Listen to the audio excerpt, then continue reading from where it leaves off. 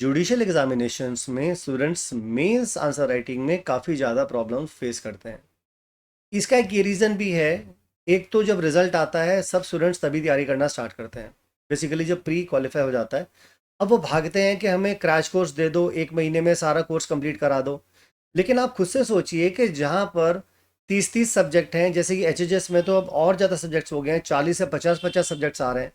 अब उन सब्जेक्ट्स को आपको लगता है कि आप एक महीने में, 15 दिनों में या 10 दिनों में आप उन्हें कंप्लीट कर लोगे? पॉसिबल नहीं है उन सबको कंप्लीट करना, मतलब एक तरह की फॉर्मेलिटी रह जाती है। तो शुरुआत में जो भी आपने तैयारी मेंस आंसर राइटिंग के लिए की हुई है, वही आपको मेंस के आंसर राइटिंग में मदद करेगी। तो मैंने जैसे आपको कहा कि प्री के पेपर तो आप आसानी से पास कर लेते हैं। प्रॉब्लम कहाँ आती है? प्रॉब्लम आती है मेंस आंसर राइटिंग में। इवन जिन लड़कों के पास या जिन स्टूडेंट्स के पास टाइम पीरियड भी था उन सब मेंस आंसर राइटिंग के लिए तैयारी करने के लिए, लेकिन फिर भी वो लोग सेलेक्ट नहीं हो पाते कई बार, क्योंकि उन्हें सही तरीका मालूम ही नहीं है कि किसी क्वेश्चन को सॉल्व करना कैसे चाहिए। एग्जामिनर क्या मांगता है? आप लोग टेक्स्ट बुक्स में जो चीज़ें मेंशन की हुई होती हैं कई बार उनको एज इट इज़ रिप्रोड्यूस करके वहाँ पर लिखाते हैं। आप ये भी नहीं देखते कि क्वेश्चन में पूछा क्या गया है और एग्जामिनर उस पर्टिकुलर क्वेश्चन में आपसे चाहता क्या है। बस आपने कोई टॉपिक देखा और जितना भी आपने उसके बारे में पढ़ा था, आप सब कुछ उसमें उल्टी कराकर सब कुछ आप मेंशन कर कर आ जाते हो, चाहे वो उस क्वेश्चन से रिलेटेड होता है या नहीं होता है। तो इस तरह के मैटर्स में आपको लगता है कि एग्जामिनर आपको मार्क्स देगा, और अगर आप लिख कर आ भी गए तो बाकी जो आंसर्स हैं जो आप लिखने वाले हैं उन सब का समय आप उन इररिलेवेंट चीज़ों को लिखने से ही सबका सब खत्म कर लोगे। तो फिर हम करें क्या और कैसे इन आंसर्स को लिखें? देखिए, मैंने ऑलरेडी बहुत सारे वीडियोस मेंस आंसर राइटिंग के रिविजन में अपने यूट्यूब चैनल, जो कि जुडिशियल कंपटीशन टाइम्स के नाम से है, जिसको आप राकेश कपूर के नाम से भी सर्च कर सकते हैं, वो आपको मिल जाएगा। उसमें काफ़ी सारे जजमेंट राइटिंग्स को लेकर, प्रॉब्लम बेस्ड क्वेश्चंस को सॉल्व करने को लेकर, अलग अलग सब्जेक्ट्स के, जैसे Indian penal code, evidence act, CPC, CrPC, इन सभी को मैंने डिस्कस किया है और बहुत ही सब्सटेंशियल तरीके से डिस्कस किया हुआ है। अगर आपने मेरे इस यूट्यूब चैनल को अभी तक सब्सक्राइब नहीं किया है तो कर लीजिए, ताकि आने वाले समय में आपको ये सब चीज़ें, अपडेट्स मिलते रहें, जो भी मैं अपने नए नए वीडियोस अपलोड करता रहता हूँ। इसके अलावा हम लोग जुडिशियल एग्जामिनेशन की तैयारी के लिए, हमारा एक पोर्टल है judicialcompetitiontimes.in, उस पर बहुत सारे आपको वीडियोस, बहुत सारा मटेरियल, जैसे कि प्री के लिए, मेंस के लिए भी आपको अवेलेबल हो जाएगा। तो वो भी आप देख सकते हैं और हम लोगों की लाइव ऑनलाइन कोचिंग क्लासेस को भी ज्वाइन कर सकते हैं। इसके लिए अगर अगर आप कोई इकोनॉमिकली थोड़ा सा वीकर सेक्शन में आते हैं तो फिर आपके लिए डिस्काउंट का प्रोविज़न भी अवेलेबल है। तो वेबसाइट पे दिए हुए नंबर पर आप टेक्स्ट करके रिक्वेस्ट करके डिस्काउंट कूपन ले सकते हैं। तो चलिए ठीक है, आज के मुद्दे पर आते हैं। बेसिकली कि लास्ट टाइम हम लोगों ने जो आपसे क्वेश्चन पूछा था और वो क्वेश्चन क्या था, और उसका आज detail answer along with the techniques के मेंस आंसर राइटिंग को कैसे डील करना चाहिए, वो सब हम आज इस सेशन में डिस्कस करेंगे। तो चलो ठीक है, सबसे पहले तो मैं क्वेश्चन आपको दिखा देता हूँ कि लास्ट टाइम मैंने आपसे क्या क्वेश्चन पूछा था, और मैंने आपसे कहा था कि कमेंट बॉक्स में कमेंट करके बताइए कि इसका आंसर क्या बनना चाहिए। चलिए ज़रा देखते हैं आपकी जुडिशियल एग्जामिनेशन की तैयारी कैसे चल रही है। एक पुलिस ऑफिसर एक चोर को पकड़ के लाता है और अपनी कस्टडी में उसे टॉर्चर करता है, इस बात के लिए कि उसने चोरी का माल कहाँ पर छुपाया। अब ये जो चोर जब वहां से छुट जाता है तो बाद में एक केस इस पुलिस ऑफिसर का अगेंस्ट फाइल करता है कि उसने मुझे कस्टडी में टॉर्चर किया और मेरा कन्फेशन रिकॉर्ड किया और मुझसे इंफॉर्मेशन ली कि मैंने चोरी का माल कहाँ पर छुपाया। पुलिस ऑफिसर अपने डिफेंस में ये कहता है कि मैंने कोई भी कन्फेशन इसका रिकॉर्ड किया ही नहीं, मैंने तो सिंपली इसको इंटेरोगेट किया था। तो मेरे खिलाफ कोई भी सेक्शन 120 ऑफ भारतीय न्याय संहिता या section 330 of Indian penal code का मामला नहीं बनता है। अब आपको इस मामले में बताना है कि क्या ऑफेंस बनता है। कमेंट बॉक्स में कमेंट करके बताइए।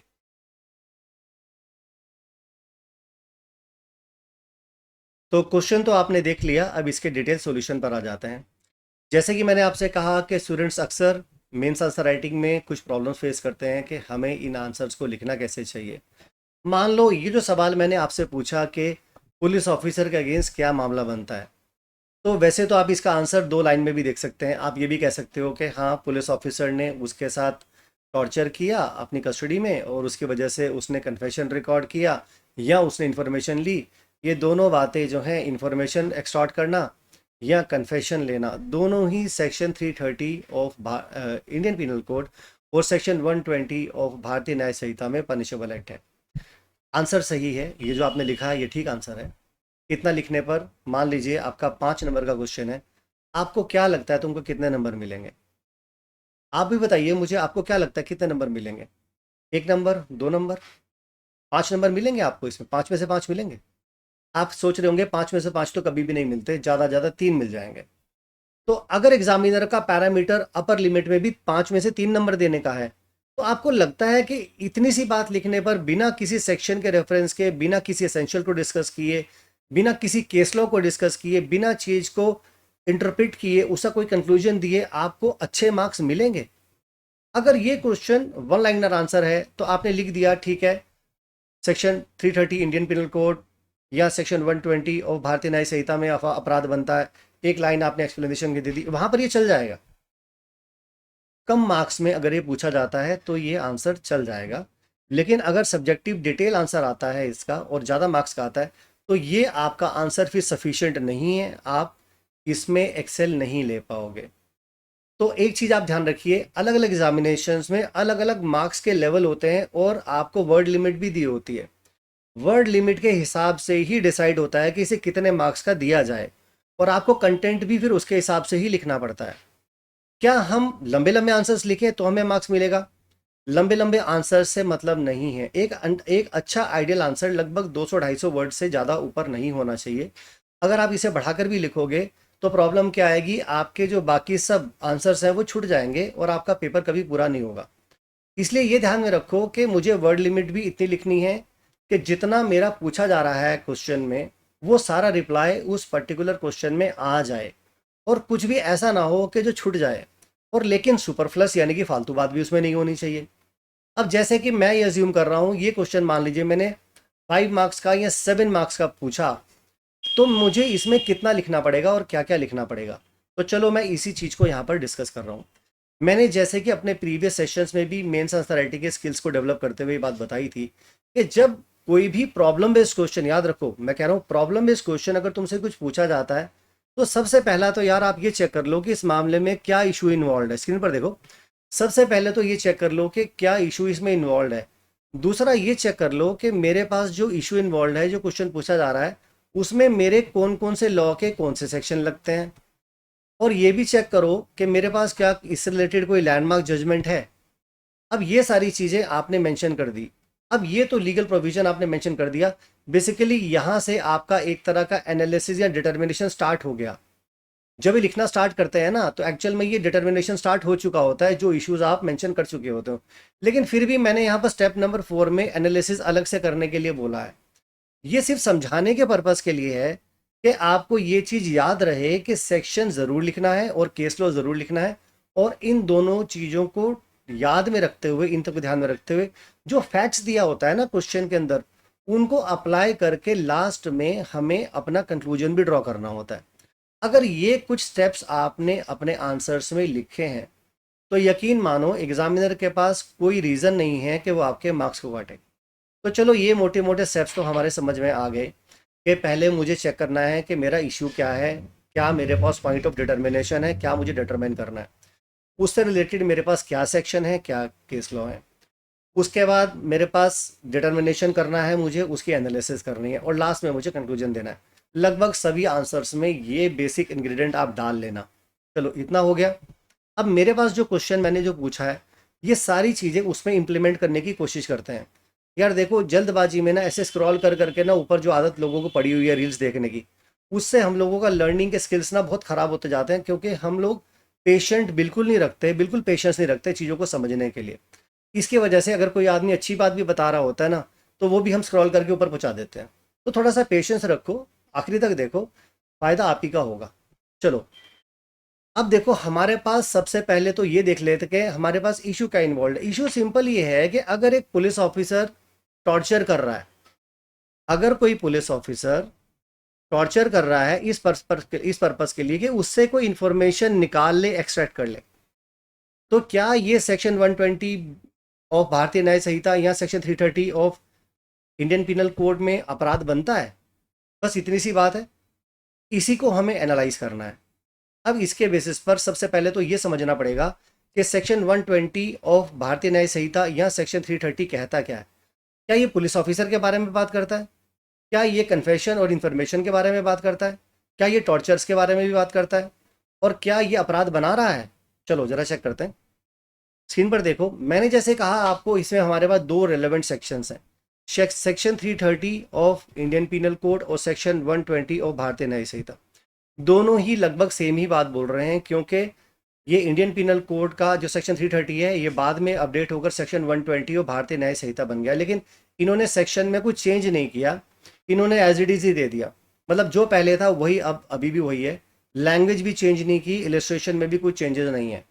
तो पहली बात तो ये है, इसलिए इनमें से किसी एक सेक्शन को मैं डिटेल में डिस्कस कर लूँगा, तो दूसरा मुझे डिस्कस करने की ज़रूरत नहीं रहेगी, क्योंकि वो उसका ही रेप्लिका है, वो एज इट इज़ वो सेम ही यूज़ हुआ है। तो चलो फटाफट से पहले section number 330 of Indian Penal Code देख लेता हूँ। आप सोच रहे होंगे सर आप एक काम करो, भारतीय न्याय संहिता वाला सेक्शन 120 को देख लो। यार कोई भी देख लो, दोनों सेम रेप्लिका हैं, कोई फ़र्क नहीं पड़ रहा है उससे, दोनों कंटेंट सेम ही है, इसलिए वरी करने वाली कोई बात नहीं है। तो मैंने for the sake of like brevity यहाँ पर फिलहाल के लिए मैंने 330 ऑफ आईपीसी को डिस्कस किया है। लेकिन वीडियो के जो वीडियो है ना, इसमें मैंने लिखा दोनों को है, लिखा 330 को भी है, 120 को भी लिखा है। तो चलो 330 को पहले देख लेते हैं। स्क्रीन पर देखो और ध्यान से अब समझो, जिस तरह से मैं समझा रहा हूँ ये आपको फ्यूचर में भी काम आए, है ना। वो कह रहे हैं हुएवर, मतलब कोई भी, लेकिन वहां तो हमारे पास क्वेश्चन में तो पुलिस ऑफिसर लिखा है, लेकिन यहाँ तो पुलिस ऑफिसर नहीं लिखा। हाँ तो कोई बात नहीं ना, हुएवर में पुलिस ऑफिसर भी तो आएगा। हुएवर वॉलेंटरली, यानी अपनी स्वेच्छा से, अपने आप से, किसी ने कंपेल नहीं किया उसको, वो खुद से ऐसा कर रहा है। हुएवर वॉलेंटरली कॉजेज हर्ट, उसे हर्ट कॉज कर रहा है, कोई क्षति पहुंचा रहा है उसके शरीर को, फॉर द पर्पस ऑफ एक्सटॉर्टिंग। क्यों कर रहा है ये सब, ये हर्ट क्यों पहुंचा रहा है उसको? इसलिए पहुंचा रहा है क्योंकि उससे कुछ एक्सटॉर्ट करना है। क्या एक्सटॉर्ट करना है? From the sufferer. सफरर का मतलब यहां पर हुआ कि जिस व्यक्ति को टॉर्चर किया जा रहा है, जिसको हर्ट कॉज की जा रही है, वो हो गया सफरर। याद रखो, मैं काम कर देता हूं, इसे मैं हाईलाइट कर लेता हूं ताकि आपको ये चीज़ अच्छे समझ में आ रहे। सफरर और from any person interested in the sufferer. अब देखो, एक यहाँ तो सफरर कह दिया, दूसरा उन्होंने कहा कोई ऐसा व्यक्ति जो सफरर में इंटरेस्टेड है। सर ये बात तो समझ में नहीं आई। सफरर तो हमारे समझ में आ गया कि मान लो ए आदमी है, वो बी को टॉर्चर कर रहा है, उससे कुछ हार्म कॉज कर रहा है, उससे हर्ट कॉज कर रहा है, तो बी सफरर हो गया। इतनी बात तो समझ में आ गई। लेकिन ये जो लिखा है from any person interested in the sufferer, ये कौन हुए? सर इसके बारे में थोड़ा सा एक्सप्लेनेशन दे दिए। चलो मैं स्लाइड पे दिखाता हूँ। मान लो स्क्रीन पर देखो, जैसे कि मेरे पास यहाँ पर एक व्यक्ति है ए, मैं ये नहीं कह रहा हूँ ये पुलिस ऑफिसर है, ये पुलिस ऑफिसर हो भी सकता है, नहीं भी हो सकता, क्योंकि सेक्शन ये बिल्कुल नहीं कह रहा कि वो पुलिस ऑफिसर ही होना चाहिए।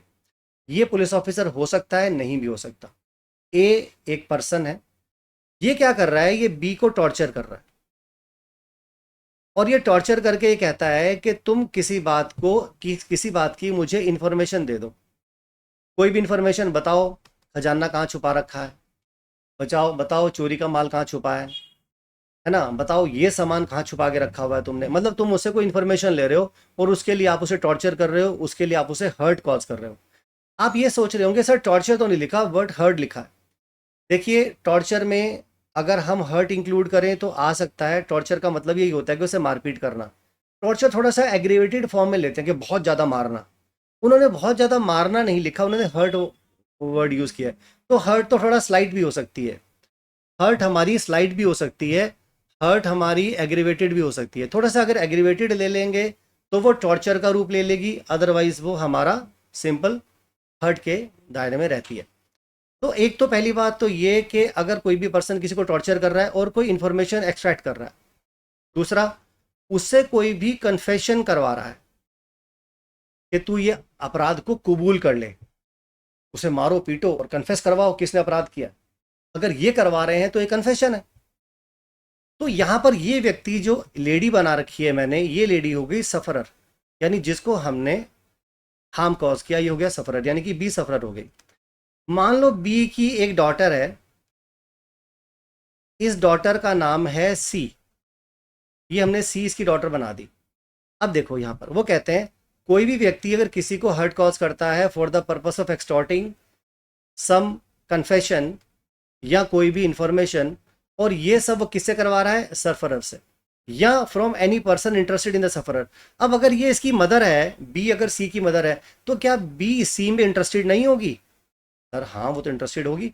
तो अगर मान लो हम ये कहें कि हम बी को मार रहे हैं, अगर तूने नहीं किया तो मैं सी को मारूंगा, तो तू मुझे इन्फॉर्मेशन दे दे, या हम ये कहें कि मैं सी को मारूंगा, मुझे इन्फॉर्मेशन दे दे, तो बी बेचारी डर जाएगी, माँ डर जाएगी, वो सोचेगी नहीं नहीं नहीं मैं बता देती हूँ, या मैं इस अपराध को कन्फेस कर लेती हूँ, कहीं ऐसा ना हो कि मेरी बेटी को मारे। तो ये वो सिचुएशन है, वो एग्जाम्पल है जहां पर ये बोल रहे हैं कि कोई भी व्यक्ति किसी को हर्ट कॉज करता है इस पर्पस के लिए कि सफरर से, या सफरर जिसमें इंटरेस्टेड होता है, सफरर अपनी बेटी में इंटरेस्टेड है, या अपने किसी रिश्तेदार में इंटरेस्टेड है, किसी और व्यक्ति में इंटरेस्टेड भी हो सकता है। ये तो मैंने एग्जाम्पल के तौर पर बताया आपको।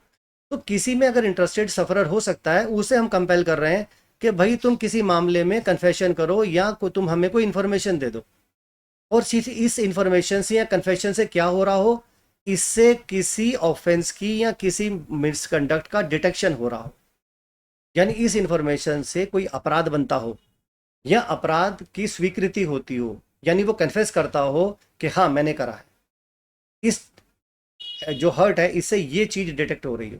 एक तो पहली बात तो ये हो गई, हमारा ये हो गया पहले वाला बात। दूसरा, ध्यान से देखो, सेकंड, मैंने यहां पर सेकंड मार्क किया, for the purpose of constraining. ध्यान से देखो, for the purpose of constraining, यहां पर उस आदमी को कंस्ट्रेन करने के पर्पस के लिए कर रहे हैं। जैसे कि हम कह रहे हैं कि हम इस लेडी को कंस्ट्रेन कर लेंगे, तुम हमें इंफॉर्मेशन दे दो, नहीं तो हम तुम्हें यहां पर बंद कर लेंगे, हम तुम्हें जाने नहीं देंगे, या तुम्हारी बच्चे को नहीं जाने देंगे। सफरर को कंस्ट्रेन कर रहे हैं, या कोई ऐसा पर्सन जिसमें सफरर इंटरेस्टेड है कि हम तुम्हारी बच्ची को कन्फाइन करके रख लेंगे, तुम्हारे बच्चे को कन्फाइन कर लेंगे, तुम्हारे फादर को, ब्रदर को, वाइफ को, हस्बैंड को कन्फाइन कर लेंगे, अपने पास कंस्ट्रेन कर लेंगे। और any person interested in the sufferer to restore और to cause the restoration of any property और वैल्यूबल प्रॉपर्टी। अब यहां पर उसे कंस्ट्रेन कर रहे हैं कि तुम कोई प्रॉपर्टी हमको दे दो। जब हम उसे कंस्ट्रेन कर रहे हैं तो कंस्ट्रेन इसलिए कर रहे हैं कि हमने इस आदमी को अपने पास कंस्ट्रेन करके रख लिया, ये प्रॉपर्टी इसके पास है, ये हमें दे दो, या ये प्रॉपर्टी हमको दे दो, तब हम इसे छोड़ेंगे, या हम इसे अपने पास बंदी बना के रख लेंगे, या कोई वैल्यूबल सिक्योरिटी हमको दे दो, और टू सेटिस्फाई एनी डिमांड और क्लेम, या फिर हमारा कोई क्लेम है, हमारा कोई डिमांड है, उस क्लेम के लिए, डिमांड के लिए हम सफरर को बोल रहे हैं तुम्हें बंदी बना लेंगे, ये हमारी डिमांड है पूरी कर दो, ये हमारी कुछ इच्छाएं हमारी पूरी पूरी करो, हमारे ये डिमांड है ये पूरी करो, हमारे क्लेम पूरे करो। और to give any information which may lead to restoration of any property और वैल्यूबल सिक्योरिटी, या फिर हम क्या कर रहे हैं, उस व्यक्ति से कोई इंफॉर्मेशन निकाल रहे हैं, उस इंफॉर्मेशन से ये पता चल रहा है कि कोई वैल्यूबल सिक्योरिटी कहाँ छुपा के रखी है, या कोई उस इंफॉर्मेशन से ही पता चल रहा है कि कोई प्रॉपर्टी कहाँ पर रखी हुई है। अगर ये सब एक्टिविटी कोई व्यक्ति कर रहा है, कोई भी व्यक्ति अगर ऐसा कर रहा है, तो फिर ये एक्ट पनिशेबल एक्ट कहलाएगा, और उसके लिए 7 साल तक की सजा या उसे फाइन भी दिया जा सकता है। सही होगी बात? तो इतनी बात तो हमारे पास यहां पर क्लियर हो गई। चलो अभी आगे बढ़ते हैं। अब क्या ये मामला सिर्फ एनी पर्सन पर लग रहा है? क्या उसमें पुलिस ऑफिसर भी इंक्लूड होगा? हाँ, ये मान लो मैंने एग्जांपल के तौर पर यहाँ पर मेरे पास एक पुलिस ऑफिसर है, और अगर पुलिस ऑफिसर की कस्टडी में कोई पर्सन है, जैसे मान लो एक्यूज है, और ये ऑलरेडी जो है फेटर्ड है, बेड़ियाँ लगी हैं इसे हाथ पे, हैंडकफ्ड हो रहा है, तो इसे भी अगर टॉर्चर करता है, इसको भी हर्ट कॉज करता है, कन्फेशन रिकॉर्ड कराने के लिए, इंफॉर्मेशन लेने के लिए, तो दोनों मामले सेक्शन 330 में फॉल करेंगे। सही है। अब आपके मन में एक और क्वेश्चन आ रहा होगा, ध्यान से सुनना मैं जो बोल रहा हूँ। आप सोच रहे होंगे पुलिस वाले इतना टॉर्चर करते हैं, उनके खिलाफ एफआईआर तो कोई दर्ज होती ही नहीं है, और अगर हम एफआईआर दर्ज करवाना भी चाहते हैं तो वहां पर हमें उसे प्रोसिक्यूट करने के लिए पहले स्टेट गवर्नमेंट से परमिशन लेनी पड़ती है। हाँ, ये एक सेकेंडरी फैक्टर है कि हम उसे प्रोसिक्यूट कर सकते हैं या नहीं कर सकते, और उसके लिए हमें परमिशन मिलेगी नहीं मिलेगी। मेरे क्वेश्चन में ये सवाल नहीं है, मतलब ये मैंने जो पूछा है उसमें ये फैक्ट नहीं इन्वॉल्व है कि उसे परमिशन मिली नहीं मिली, ये सेकेंडरी फैक्टर है। मैं तो सिर्फ आईपीसी या भारतीय न्याय संहिता के पर्पस के लिए ये देखना चाहता हूं कि ये जो एक्टिविटी उसने किया ये पनिशेबल एक्ट बनाती है कि नहीं बनाती। सरकार उसे प्रोसिक्यूट करने के लिए परमिशन देगी नहीं देगी, ये एक सेकेंडरी फैक्टर है। वो मुझे यहाँ पर कंसिडर अभी फिलहाल के लिए नहीं करना है, क्योंकि वो मेरे पास यहाँ डिस्प्यूटेड मैटर नहीं है और ना ही वो क्वेश्चन ऑफ फैक्ट है जो मुझे यहाँ पर कंसिडर करना है।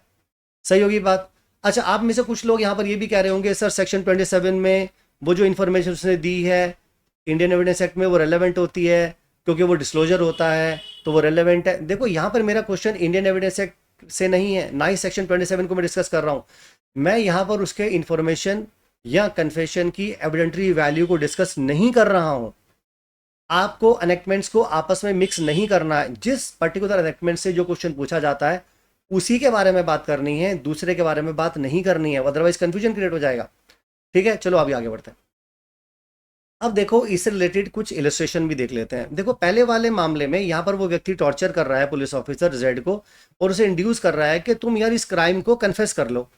तो यहाँ पर उनका कहना है ए जो है इस सेक्शन में गिल्टी होगा। तो मतलब अगर कोई पर्सन टॉर्चर कर रहा है और कन्फेशन करवाने के लिए तो फिर अपराध है। लेकिन हमारे वाले मामले में तो कन्फेशन तो करवाया नहीं, वो तो इन्फॉर्मेशन ली है। तो इन्फॉर्मेशन वाला भी क्या अपराध बनाता है? वो कह रहे हैं हाँ देखो यहाँ पर एक पुलिस ऑफिसर बी को टॉर्चर कर रहा है, उसे इंड्यूस कर रहा है कि तुम ये पॉइंट आउट करो कि चोरी का माल यार तुमने कहाँ पर डिपॉजिट करके रखा है, कहाँ पर तुमने छुपाया है, इसके बारे में बताओ। तो वो कहता है कि हाँ मैंने यहाँ छुपा दिया। तो ठीक है, उसे मारा पीटा, इन्फॉर्मेशन ले ली, तो क्या यहाँ पर भी अपराध बनता है? वो कहते हैं yes this is also an offence. Sir लेकिन रूटीन में तो पुलिस ऑफिसर ऐसा करते ही रहते हैं और कोई भी एक्यूज पर्सन तो बिना मारपीट के तो बताता भी नहीं है। देखो हमारा लॉ ये नहीं कहता किसी भी पर्सन को कि वो कानून को अपने हाथ में ले, चाहे वो पुलिस ऑफिसर ही क्यों ना हो। इंटेरोगेशन का मतलब मारपीट करना नहीं होता, टॉर्चर करना नहीं होता। साइंटिफिक तरीके भी होते हैं क्वेश्चंस को पूछने के और चीज़ों को एलिसिट करने के लिए। एक लॉयर जब एग्जामिनेशन क्रॉस एग्जामिनेशन कोर्ट में करता है तो उसे मारता पीटता नहीं है विटनेस को, उससे उन्हीं के द्वारा बताए हुए जो फैक्ट्स होते हैं उनके बेसिस पर वो क्रॉस करता है और चीज़ों को निकाल कर लेकर आता है और कोर्ट के सामने प्रूव भी करता है। वो टॉर्चर नहीं करता। मेरी बात समझिए। इसीलिए यहाँ पर कहीं पर भी ये अलाउ नहीं किया गया, चाहे वो पुलिस ऑफिसर हो, चाहे कोई भी पर्सन हो, चाहे कोई भी पर्सन हो, क्योंकि हुएवर वर्ड यूज हुआ है कि वो टॉर्चर यूज नहीं कर सकता। अगर करता है तो ठीक है, आप कंप्लेंट लेकर आइए या परमिशन लीजिए, जो करना चाहिए करना चाहता है वो कीजिए, वो लेकिन वो सेकेंडरी फैक्टर्स हैं। आगे बढ़ते हैं। अब देखिए सेक्शन 120 और भारतीय न्याय संहिता ये भी सेम ही है, तो मैं इसको डिस्कस यहाँ नहीं कर रहा हूँ, लेकिन रेफरेंस के लिए मैंने यहाँ पर आपको मेंशन कर दिया कि ये भी हम डिस्कस कर सकते हैं। ज़रूरत यहाँ पर नहीं है तो मैंने नहीं किया। सेम इलस्ट्रेशन हमारे पास यहाँ पर है, मैंने हाईलाइट भी यहाँ पर किया है। सेम सब कुछ सेम ही है। यहाँ पर भी टॉर्चर हो रहा है, कन्फेस हो रहा है, यहाँ टॉर्चर हो रहा है, यहाँ पर पॉइंट आउट कर रहा है, स्टोलन प्रॉपर्टी के लिए ऑफेंस बन रहा है। सेम एग्जाम्पल, सेम इलस्ट्रेशन, सब कुछ सेम है, डिस्कस नहीं कर रहा हूँ। आगे बढ़ेंगे। अब देखो हमने इशू देख लिया, इंपॉर्टेंट सेक्शन देख ली, लॉ देख लिए, उनका एनालिसिस कर लिया, डिटर्मिनेशन कर लिया। अब केस लॉ को भी एनालाइज कर लेते हैं कि हमारे केस में क्या ऐसा कुछ फैक्टम है और ऐसा कोई लैंडमार्क जजमेंट है जो जिसकी मदद से हम इस मैटर को रिजॉल्व कर सकते हैं। तो इसके लिए एक बड़ा इंपॉर्टेंट हमारे पास केस है D K Basu versus state of West Bengal. ये 1997 का पुराना मामला है, काफ़ी सुप्रीम कोर्ट का। इसमें कुछ चीज़ें हैं, पहले उनको डिस्कस कर ले। सबसे फैक्ट्स देख लेते हैं, हालांकि फैक्ट्स तो काफ़ी लंबे हैं, लेकिन for the sake of convenience मैंने छोटे में यहाँ पर इसको कन्फाइन किया ताकि आपको अच्छे से समझ में आ जाए और वीडियो भी हमारा ज़्यादा बड़ा ना हो। यहाँ पर पेटिशनर था डीके बासु, उसने पब्लिक इंटरेस्ट लिटिगेशन में ये कहा पिटिशन फाइल करके कि भाई बड़े सारे न्यूमरस मामले हैं जो कि कस्टोडियल वायलेंस से रिलेटेड है, जो कि पुलिस कंडक्ट कर रही है, और यहाँ पर ये लोग अपनी जुडिशल कस्टडी में, सॉरी ये जो इनकी अपनी कस्टडी होती है पुलिस कस्टडी, इसमें कुछ डेथ कॉज कर रहे हैं, लोगों को टॉर्चर कर रहे हैं, है ना, लोगों को मार रहे हैं, और अपनी जो पावर इनको दी गई है उससे मिसयूज कर रहे हैं इन कन्फेशंस को या इन इंफॉर्मेशन को एक्सटॉर्ट करने के लिए। तो ये मैटर डीके बासु वाले केस में ऑनरेबल सुप्रीम कोर्ट के सामने आया कि पावर जो है गलत तरह से पुलिस इस्तेमाल कर रही है टॉर्चर के लिए और इन्फॉर्मेशन को एक्सटॉर्ट करने के लिए। तो इशू अल्टीमेटली ये आया कि हमारा ये जो प्रोविजन है सेक्शन नंबर 330, क्या ये क्रिमिनलाइज करता है? अगर किसी भी व्यक्ति को कस्टडी में लेकर अगर हम कोई इन्फॉर्मेशन एक्सट्रैक्ट करते हैं तो क्या ये अपराध बनता है? और ये अपराध तो सेक्शन 330 में बनता ही है, लेकिन क्या इस सेक्शन 330 को प्रॉपरली एनफोर्स भी किया जा रहा है कि नहीं किया जा रहा? अपराध तो बन रहा है, लेकिन क्या ये प्रॉपरली एनफोर्स भी की जा रही है कि नहीं की जा रही? खाली प्रावधान बना दिया सरकार ने, लेकिन एनफोर्सबिलिटी कुछ है नहीं, तो फिर ऐसे कानून को बनाने का फायदा भी क्या हुआ? आगे वो कहते हैं, इन्होंने फिर इस कोर्ट में ये हेल्ड किया कोर्ट ने कि section 330 of Indian penal code criminalises causing hurt, for the purpose of extracting the information from the person in police custody. It mandates the punishment for anyone who inflicts such harm to extract a confession or information. तो यानी कि ऐसा नहीं है कि सब लोग ये सोचें कि सिर्फ कन्फेशन को एक्सटॉर्ट करने वाला ही मामला सेक्शन 330 में फॉल करता है। इन्फॉर्मेशन को एक्सटॉर्ट करना भी एक पनिशेबल एक्ट है अगर उसके लिए कोई हर्ट कॉज कर दी हो या कोई टॉर्चर कॉज कर दिया हो। तो यहीं पर उन्होंने सेक्शन 330 को भी डिस्कस किया और इस बात में एम्फेसाइज किया कि extorting the information from any person for the purpose of the crime it also amounts to an offence if the hurt is cause in relation to that. तो अल्टीमेटली सुप्रीम कोर्ट ने यहाँ पर ये held किया। तो और last में आप क्या करोगे, जब अपना कंक्लूजन ड्रॉ करोगे तो वहाँ पर आप मेंशन करोगे कि अब हम अपने केस पर आते हैं और थोड़े फैक्ट्स को लिखेंगे। सबसे पहले कि पुलिस ने उसको टॉर्चर किया क्योंकि इन्फॉर्मेशन उसको निकालनी थी चोरी के मामले की, कहाँ छुपाया है उसने, और डिफेंस जो पुलिस ऑफिसर ने अपने मामले में डिफेंस लिया कि नहीं मैंने तो कोई कन्फेशन रिकॉर्ड ही नहीं किया, इसलिए सेक्शन 330 मेरे खिलाफ नहीं बनता है।